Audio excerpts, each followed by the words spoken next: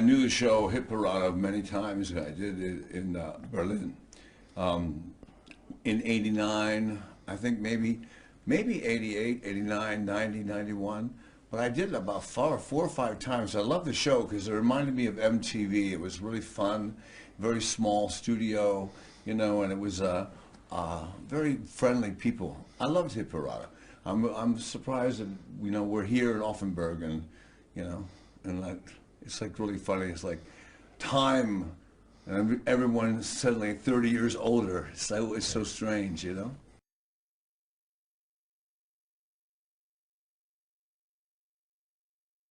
I remember the flowers and hugs, and I was doing an interview with a man 2 days ago, and he said that we had to stop because people were throwing teddy bears at the windows. That was the best part about Hit Parade, is you could get really close to the audience. I love going in the audience. I'm probably going in the audience tonight because it's kind of like when I first came to Germany. It was like, we are the Germans, we are the Germans. I'm going, wow, get in the audience, man. I've been looking for freedom. And I grab a little lady and she would sing it. And a lot of them didn't speak English, but they could sing my song. And then the Berlin Wall came down and blah, blah, blah. And it's just been a great, fantastic journey. And we start my tour October 3rd, which is the reunification of Germany. 30 years, Hit Parade, 50 years, 30 years. And we start in Berlin. So it's going to be quite a night. My song had an impact on the people who were in prison. And basically I went behind the wall and talked to many people. I did a show on the National Geographic Channel about what really happened. And I said, how did you know me?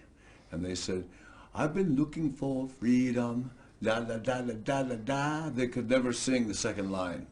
And they said there was a song for us, a song of hope, because I'm looking for freedom. And I didn't know this. And when I went back behind the wall, before the wall came down, I met 3 girls, and I said, when will you get to Berlin, West Berlin? Maybe when we get old. And I said, take a photo with me. So I took the photo, went to West Berlin, put it in the newspaper.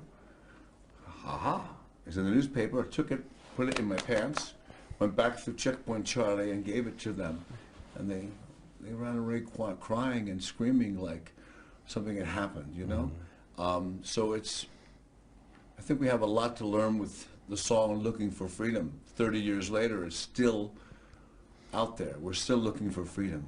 And I think that's what my tour is about. It's like, you know, freedom, the journey continues tour. Because it does continue. And maybe the walls aren't really up, but there's so many walls between people and between races and between sex and between genders and between religion. It's so apparent that I'm hoping that entertainment like tonight, it's great. It brings the world together. Same thing as the Olympics. It's really funny. Every 4 years, the Olympics, everyone loves each other, and then they go off after the Olympics are over and they fight. That's something that's happening now, and that's something that will change, because everyone wants it to change, and it will change. It's not about what's in our heart. It's about a man, and that's not what life's about. It's about treating people like your brother and treating people the way you want to be treated. And if there's a problem, let's solve the problem. Let's not hate and talk and build walls. Let's say, okay, what is the problem? What can we do to make this work? And you know, it's the same thing with the climate. Look at the climate. It's crazy. You know, I was saying that on television the other night. If the White House was to get a giant tsunami and everybody would be killed, suddenly the world would go, we have to change the climate, you know? But if it happens somewhere over here, or like I was in Sabach Hinterglemm, and we had 9 feet of snow, you know, 9 feet. And now there's about to hit the Great Lakes and the plains of America. And they think there's going to be like 2 feet of snow. And it's going to, it's something needs to be done, but it's not about walls. It's about bringing people together, I think.